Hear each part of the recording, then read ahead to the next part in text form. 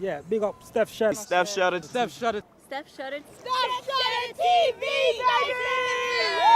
Hi everybody, my name's Brandon Rogers. I own this 58 Cadillac. It was a build.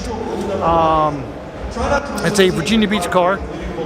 We built it, it's probably been about 6 years ago.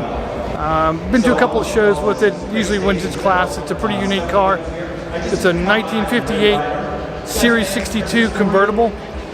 It's got a Fat Man frame, 6-inch tube frame. I'm running a 570 cubic inch General Motors naturally aspirated.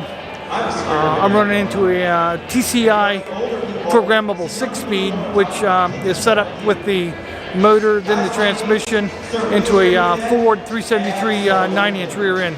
So we're able to take 840 horse at the crank and transfer it to the wheels effectively through the electronic transmission. The car was built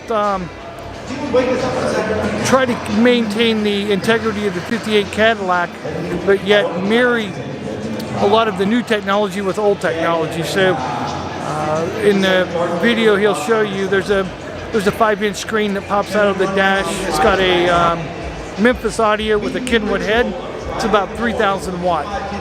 It's a really cool car.